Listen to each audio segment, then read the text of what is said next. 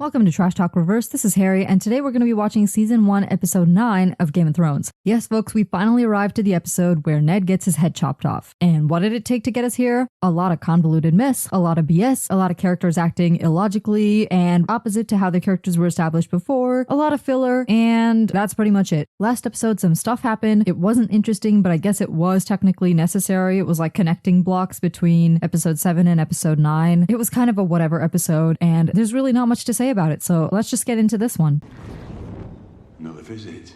Gotta get you some screen time somehow. Sansa came to court this morning. On her knees begging for me. Did you laugh with the others? You do me wrong, my lord. Your blood is the last thing I want. I don't know what you want. Ned is being so spiteful towards Varys for no reason. Like, this is the only guy who has not screwed you over. Are you doing this just because you can't be mad at Littlefinger and Cersei to their faces anymore, and so you're basically just projecting that anger onto Varys? Like, leave this dude alone. He brought you water. Okay, calm down. You're the one who was telling Arya in episode 3 that the reason Sansa couldn't tell Cersei and Robert what Joffrey did was because you have to play the Lannisters. And now he's like, oh, Varys, how dare you stand in front of the Lannisters and not do the stupid thing that I did that got me arrested? Like, come on, dude. 2 seconds in and I'm already pissed off. You want me to serve the woman who murdered my king, who butchered my men, who crippled my son? I want you to serve the realm. Attacking Cersei like this as if you're not the one who gave her the chance to get away. Like, come on now. I know last episode you said you did it for the children, but let's be real. There were so many ways you could have kept the children safe and still dealt with Cersei and the Lannisters without getting yourself arrested. I believe she will allow you to take the black and live out your days on the wall.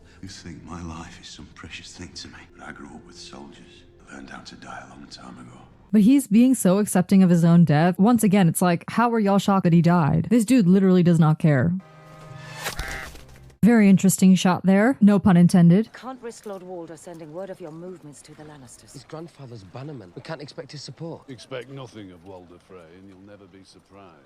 Great advice for 2 seasons down the road that somehow they did not remember. Enter the twins alone. He'll sell you to the Lannisters as he likes. Or slit your throat. Father would do whatever it took to secure our crossing. And look where he is now. I have known Lord Walder since I was a girl. He would never harm me. In 2 years, he will. Unless there was a prophet in it. 15 she is, a little flower, and her honey's all mine.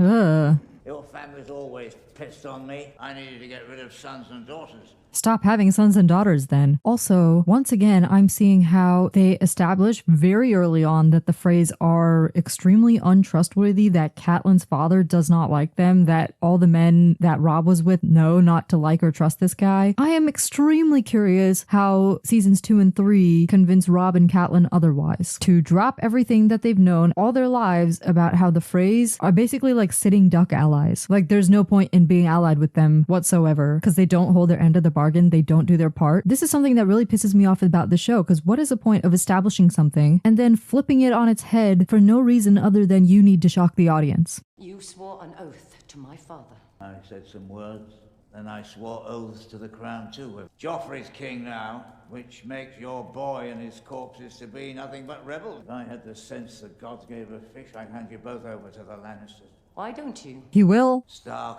Tully, Lannister, Baratheon. Give me one good reason why I should waste a single thought on any of you. Now, that was a good transition because the Wall and the White Walkers is the reason why the Freys should worry about all those other houses, but it's a thread that never comes to fruition in this entire show. Also, the shot they picked, not necessarily the best in transitioning that theme. This is Valyrian's. You earned that, Snow. Well done. Sword, sword, sword, sword, sword, sword, sword.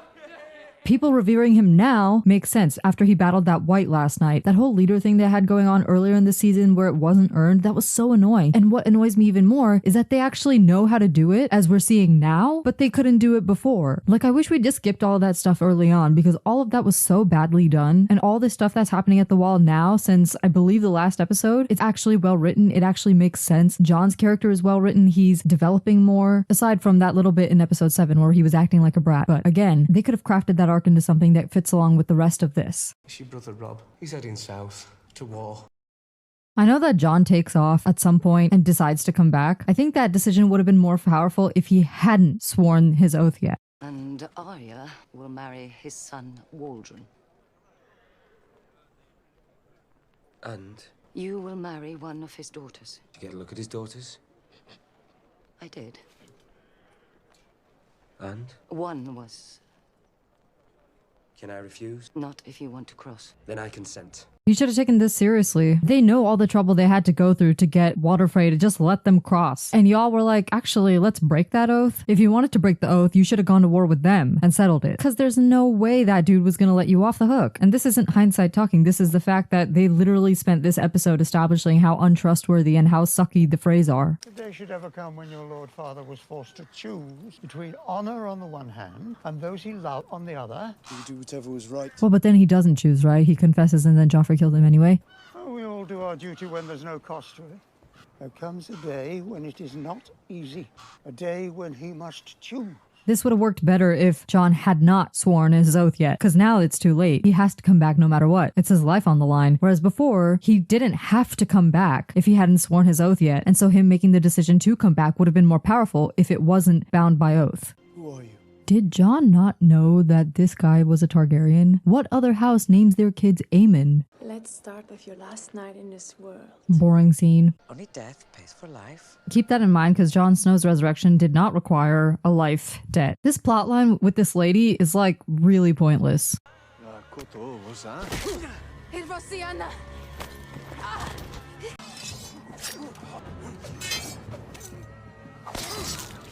I'm glad that didn't take long.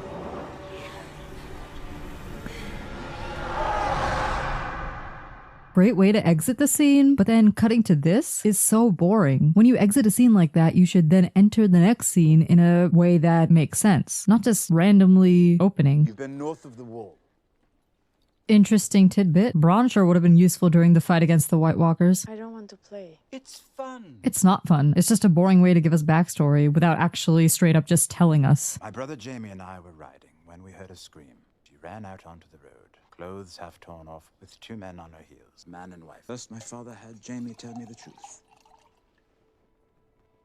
Girl was a whore, you see. That whole scene was so boring up until Tyrion talked about how Jaime told him the truth. A girl who's almost raped doesn't invite another man into her bed 2 hours later.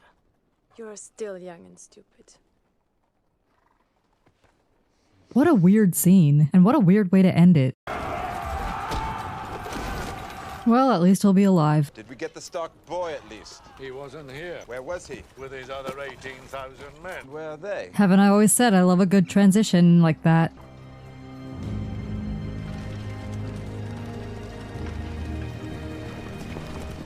We could end this war right now, boy. You fight for the Starks, I fight for the Lannisters. If we do it your way, Kingslayer, you'd win. See, that was Robb using his head because he knows Jaime's kind of renowned for his sword skill.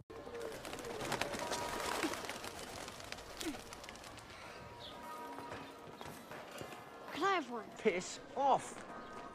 He says and then runs away. She could have grabbed a biscuit while she was at it. I'm glad he saw her at least.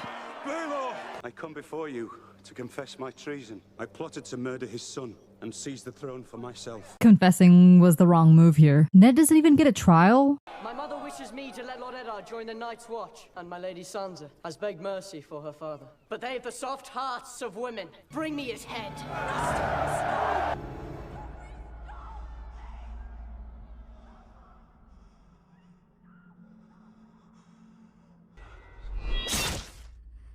I'll say that final moment of him dying was pretty well crafted, but then they ruined it with a random shot to the birds and then coming back to Arya. They should have just stayed on Arya and then closed it out. I guess now that I've actually seen this part unfold, I'm thinking maybe people were shocked because it was Joffrey who gave the order after that moment of, oh, my mom said this and Sansa said this. And despite how badly Ned's story was written this season, the choice to make Joffrey be the one to condemn him was like its one saving grace. But the reason for that is because this whole season, Joffrey hasn't really been written very well. Sometimes he's shown as unhinged and crazy. Sometimes he's shown as listening to his mom. You can't just pick and choose what to do with this character depending on what the plot calls for. It has to make logical sense. In the second episode, we saw just like what a terrible piece of trash he is. But then in the third episode, he seemed to be kind of humble-ish. There's that scene with Cersei and Joffrey talking strategy, and Joffrey was like, well, I would do this. And then Cersei was like, well, but then they would do this and this and this and this, and basically you would be screwed. So she she knows that Joffrey doesn't yet have the capability to think strategically, so she must have had a lot of faith that he would listen and do exactly as she said. But it seems he didn't really learn anything from that lesson, and then we don't see him for a while until he, I believe, apologizes to Sansa, and then he's sad that his dad is dying, and then he takes the throne, and he's like, bend the knee, Ned, and then he hears out Sansa in the last episode, and now we're here. So while it was a good decision to have Joffrey be the one to condemn Ned, at the same time, it feels a bit like I don't want to say cop-out, I don't really know what the right word is here, but given that we've seen so little of Joffrey this season, I wish there had been more development of Joffrey as a character leading up to this moment, and especially with Joffrey and Cersei as her son and as someone who's supposed to be learning about ruling from her. That would have made his decision to kill Ned here more supported. Trying to create shock value by omitting characterization and information, etc. is not the best way to actually create shock, because it's just lacking in substance. At any rate, this whole situation could have been avoided by Ned if he hadn't done the stupid things that he's been doing since episode 5. Well, also part of 4, but mostly it was the end of episode 5 where he really started to go off the rails and kept making bad decision after bad decision. And even though Cersei and Littlefinger were not the ones who directly said, hey, kill this guy, they were both responsible for Ned ending up in this situation, and he is responsible for trusting them, people that he knew he should not trust. But the thing that annoys me the most about Ned's death is that somehow this revolutionized wannabe writers to think killing off your main character is supposed to be some cool twist and taught writers and readers or viewers that shock value is more important than well-developed character and story arcs. And it taught people that killing characters off randomly makes for a better story than keeping characters alive until the opportune moment, or even for the whole show. You know what's better than the main character dying? The main character watching all their friends and family drop off one by one. Losing the main character does nothing for your story because the main character is your lens, so the most powerful way to make your audience feel something is have the main character lose people close to them. But that's why killing Ned in and of itself doesn't hurt this story, because he's not the main character. I mean, I've just watched 9 episodes and Ned is barely in these. I mean, he was in 5 a lot because he was investigating Jon Arryn's death. He was in episodes 1 through 4 a decent amount, but still not nearly as much as everyone else. He was obviously in episode 7 a decent chunk because there was a storyline of how he essentially got screwed over, but then he was barely in episodes 8 and 9. So if you look at his screen time across all these 9 episodes, he's not even close to being a main character. Not only is he an ensemble character, but he has less of a storyline than other ensemble characters. So I don't know why this death was such a landmark moment for TV, and why people just think that, oh, if a show doesn't kill off its main character in the first season, or if a movie doesn't kill off its main character by the end, or if series are not just killing people off left and right, then that means it's a bad show or movie. Because this dude is not the main character. He's not even close. Especially in the last episode, people should have known that this show is really about the kids, because after Ned gets arrested, we then dive into the kids' reactions, and it already feels like the show's gonna branch off into the different kids' stories and follow them. So I don't know why when people talk about this show, they're like, oh my god, season 1 episode 9 was like the biggest, most shocking thing ever, and I can't believe they killed off Ned, oh my god, that's crazy. Like, he died and that's it. There's not really much more to it. I think the emphasis of this discussion should always have been, I can't believe Joffrey went against his mother and did this, as opposed to, I can't believe Ned died, because Ned was gonna die, and the story was gonna be about his kids, and he shouldn't have been in this situation in the first place, if not for bad writing. So it's weird to look back at this and be like, man, this really revolutionized TV writers to be like, hey, let's put our priority on killing people off randomly and doing shocking things rather than working on creating cohesive, focused storylines and characters. And the reason writers do that, of course, is because the audience is responding to it. The audience responds to random crazy stuff happening, people being killed off, because they're like, oh my god, I'm so shocked. Even Ned's death was shown through Arya's point of view. Like, that scene began and ended with Arya, so that whole thing was about Arya. And if I remember correctly, in the book, it was also Arya's chapter, I think. Also, that whole scene was set up like an execution. Yeah, they took him out here for the confession, but just the way it was staged made it physically look like an execution was about to happen. Funnily enough, Ned's storyline actually took up such a small chunk of this episode. We had a lot more going on with the other storylines. We have Jon struggling with whether or not to go join Robb and leave the Night's Watch, but this struggle is kind of pointless since it's after he already swore the oath. I think it would have been much more poignant if he still hadn't taken the oath, because then you're not like, oh, well, if I leave, then my choice is desertion. Maybe they were like, oh, he knows the choice is desertion and he leaves anyway. But I think it's a bigger character moment for him to be like, oh, I just heard this happened, so I'm gonna leave, but I'm gonna come back because I've ultimately decided for myself through various circumstances that the Night's Watch is the place for me. That would have been a stronger character arc for Jon. We had Robb winning against Jaime Lannister, which was great. We had some really, really boring scenes with Tyrion that ended in Tywin Lannister being like, oh, Robb Stark basically tricked us. So that ending moment was great. We had Dany across the sea in what feels like a really ridiculous, pointless storyline. Like, it just feels like they're trying to drag out Drogo dying. Y'all couldn't have thought thought of any better way for Dany's storyline to continue up until she births the dragons. Because everything that happened with her in the last episode and this one is just so boring. Like, even Khal Drogo's reason for feeling like this is because some dude nicked him last episode. And that's because the guy was mad that he was listening to Dany, which, okay, I'll give them that because it shows how strong their relationship is and how strong their bond is and how that is now influencing the way others think about him. But then just the execution of the whole thing and everything that came after was just so meh.